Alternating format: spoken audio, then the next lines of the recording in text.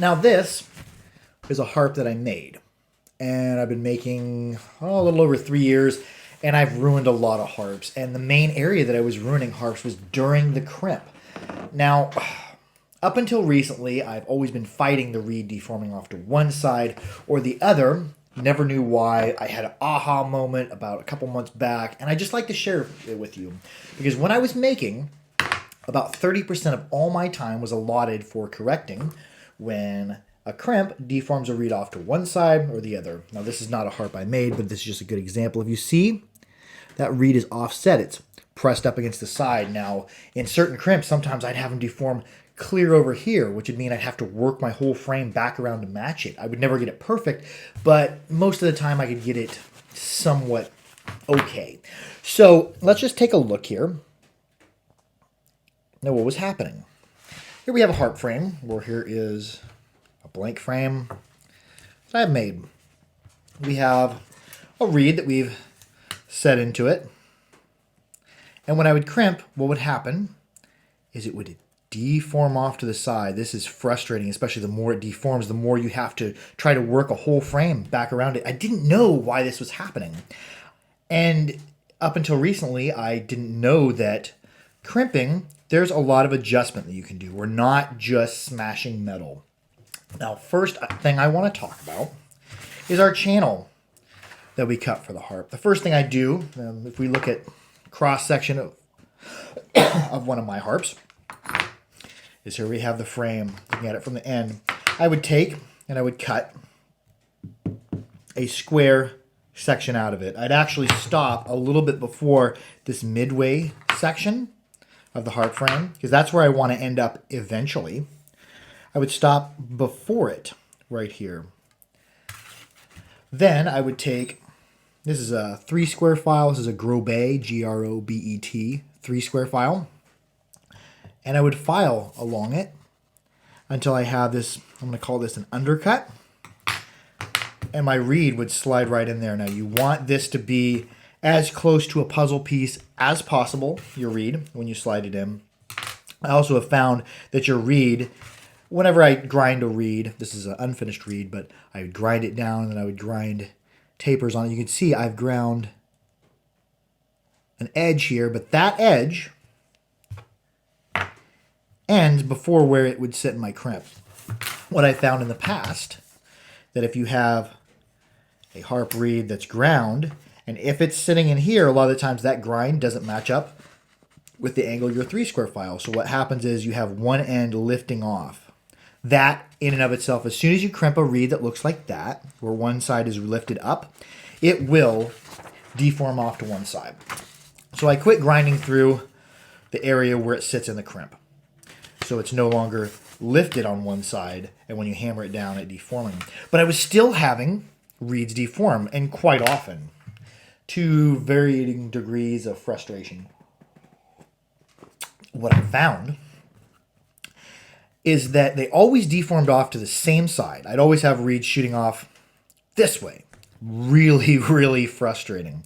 I'm like, what is causing this? There's got to be some reason, because they're not deforming at random. Well, what happened is when I crimp, there's just a little hammer, little punch that's blunt on the end, is I would always start crimping here and here first. What happens when I crimp here is I'm compressing metal. Let's just set a pencil on top of a harp.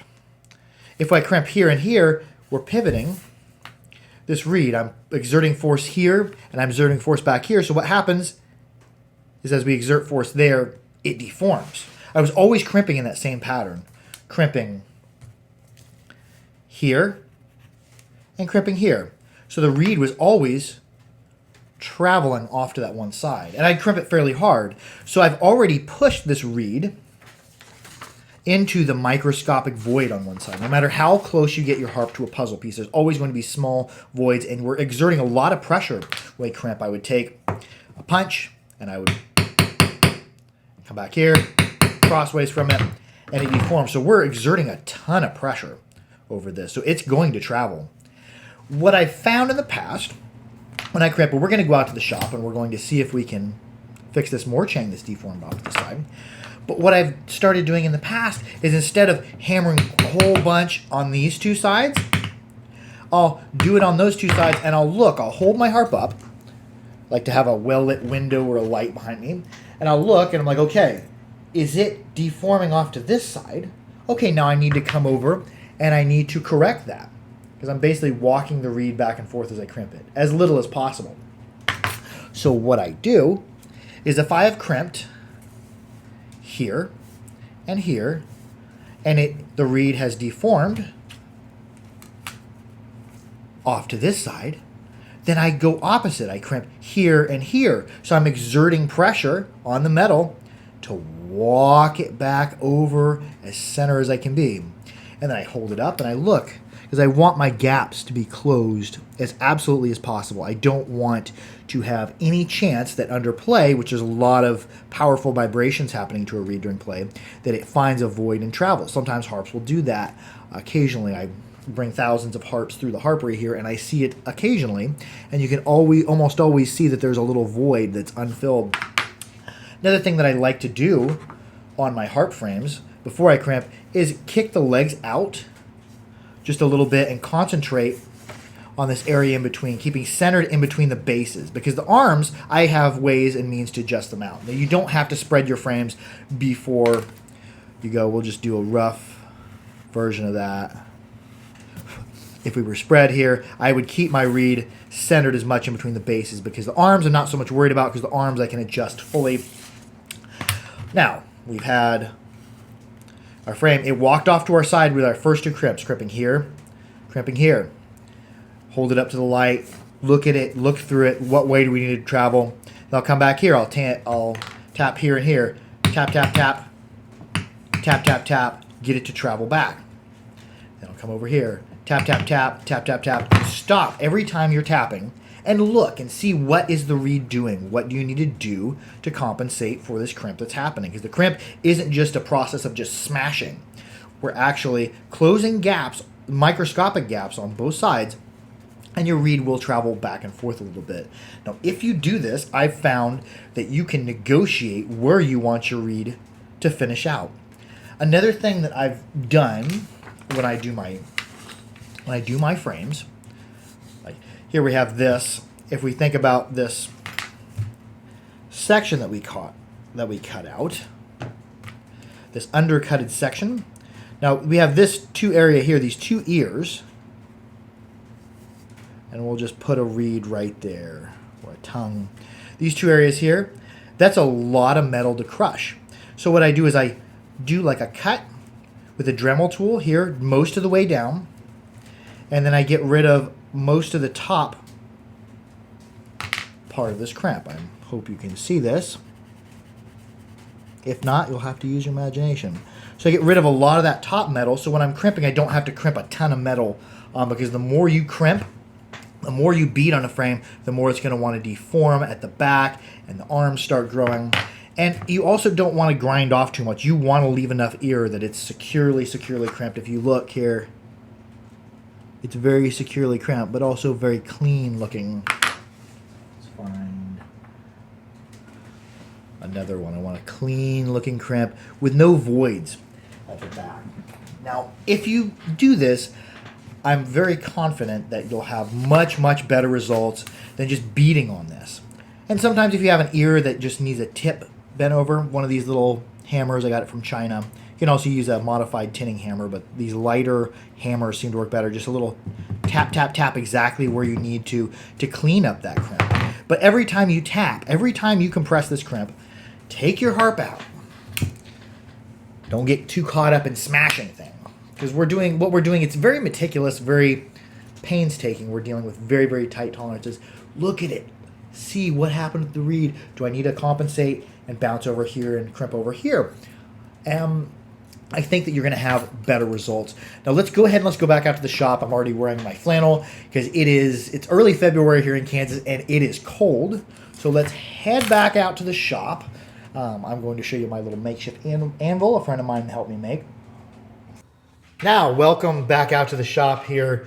Here is a Morchang where you can see It's to see gaps, I find to have a white lit background really highlights what a reed is doing. So a lot of times I'll hold it up to a white wall, squinting through my dominant eye. If you don't know which eye your dominant eye is, look it up on YouTube. There's simple tests. You can find your dominant eye. And we see with that white lit wall, it is deformed off to the side. Now, I have made here with a friend, this is made out of an old piece of railroad track. You don't actually have to have this. Any flat, semi-hard surface should suffice. Now, they make presses. I have a press, but I found that the press in crimping harp reeds doesn't offer me the control that this method does. So let's just go ahead and let's check it out here.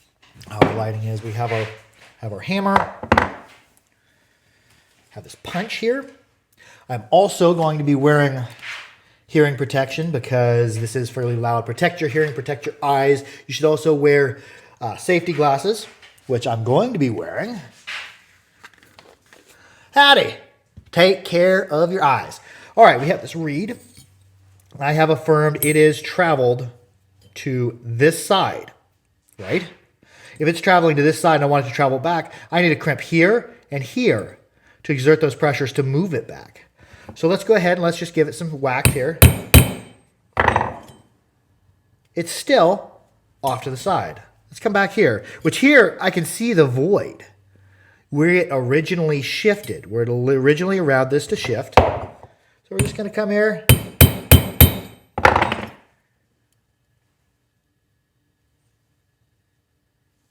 We're moving a lot of metal. I'm going to have to hit this probably fairly hard to get anything to move. And what have I done here? We're getting a little bit better, but we still do not have it.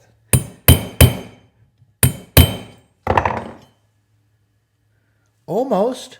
We're moving. I'm going to switch over to a bigger hammer. This is like a 12-ounce tinning hammer. There's a lot of metal to move here on these Morchang, which unlike my harps, I'm not moving a whole bunch of metal. So just switch over to something a little bit more powerful. Oh, look at that. We're almost there. Just by applying these pressures, we were traveled off to the side here, shooting off that way by applying the pressures where we wanted, crimping here, crimping here. We're moving it back over. Crimping is a controlled process. Now I stop and I look. I stop and I look. Find that white lit back wall. What do we see there? We're almost even. We're dang close to even. This harp that was originally unplayable. Hear that click? It's because one side is just a tad bit closer, and I can actually see the way the harp frame compresses. See how it's just a tad bit closer here? When it compresses, that's the first area to touch. I always do this test looking at a white lit wall, and I compress because that gives me kind of an analog of how the harp's going to behave when we put pressure up against our teeth. Now, you can say we're not biting down on the harp. That's true, but we are applying mild pressure. So with my fingers, I just apply mild pressure. It touches right there. It's where the adjustment needs to be made. It's the closest point. If I was over on my vise, I'd be putting it in there and adjusting it or laying it on my anvil to straighten an arm. I don't think I actually have to do this here. We are very, very close. I just need to travel just a tad bit further. So look, always be looking, always look more than you crimp, and we'll have good results. Now I'm still just a tad bit closer on this side. I'll put my hearing protection back on. I want it to travel just a little bit.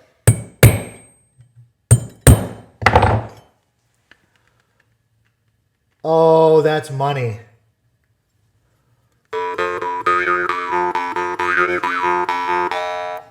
Yes, we have got it.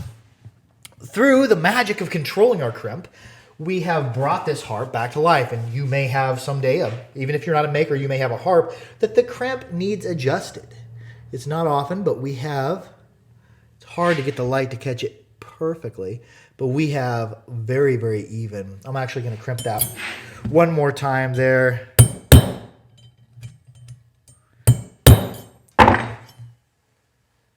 There it is. That is very, very even. There it is. It's hard. And you got to, when you look at it, make sure that your head's straight in line. I used to try to do it like this. It's too easy to get the harp above or below your dominant eye. And see, just in the angle of the camera catching, this reed is even, but it looks uneven because I'm holding this at an angle. So you got to kind of feel around and see where you can see it in its actual presence.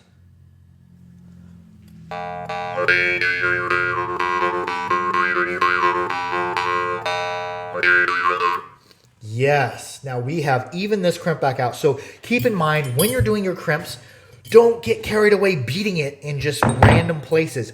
Crimp a little bit, caddy corner from each other or diagonal from each other. Look at what way the reed's traveling. Come, negotiate it back over. Look at it again, negotiate it back over. And you can keep that reed pretty near exactly where you want it.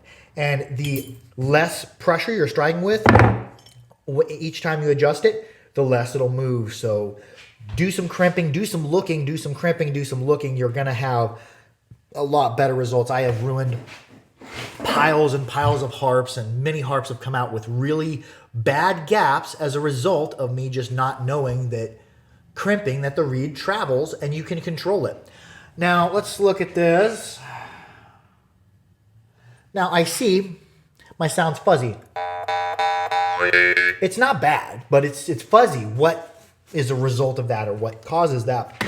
If we look down the plane of the instrument, you see one arm is slightly a little bit higher. Now, anytime you crimp, you're going to have some deformation of the frame. We have minimal here. This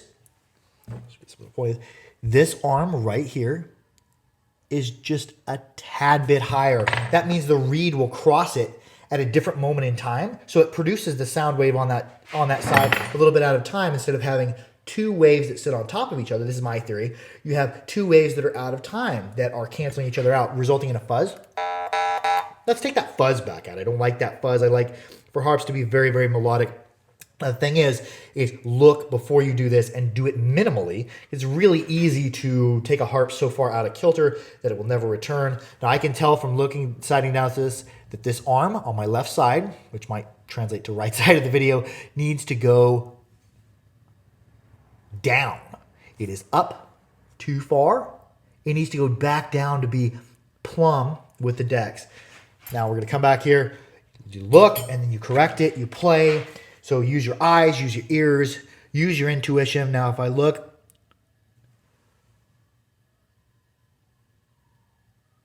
okay, this one here, down too far, so I want to adjust it up. When I strike it, I'm going to kind of angle my hammer. Need to go a little bit further. I can see. Use your eyes, use your ears.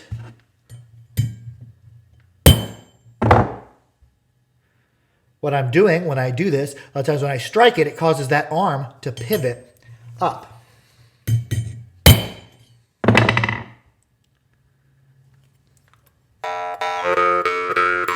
It still has to go further.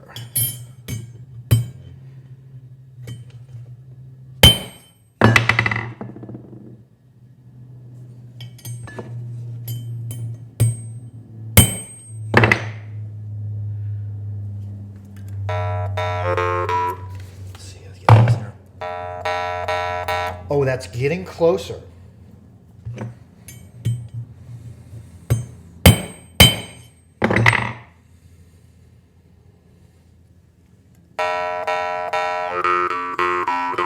Oh, that bell ring is getting clearer, getting cleaner.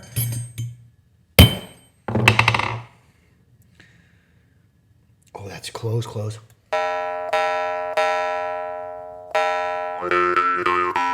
Ooh, one more tap. I think we'll have actually.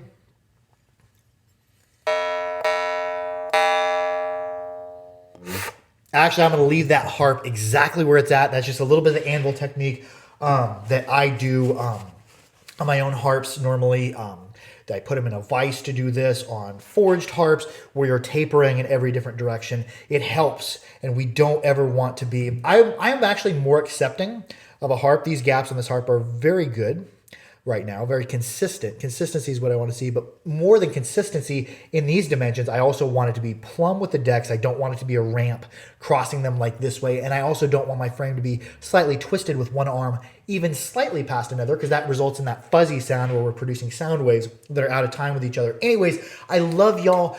Thank you so much for tuning in. I hope this helps. If you're a maker out there and you would like to share some of your experience with crimping or some of the secrets you have, go ahead and comment below if you feel comfortable sharing that. The world would love to know. If not, if you've had your own experiences crimping or you have any questions harp related, go ahead and leave it in the comments, or you can message me at bebcorp1@gmail.com or the Harpery on Facebook. I love y'all. Keep your harps clean, keep them dry, keep them oiled. I hope this helps you, because deformed reeds are just endlessly frustrating. Harp out.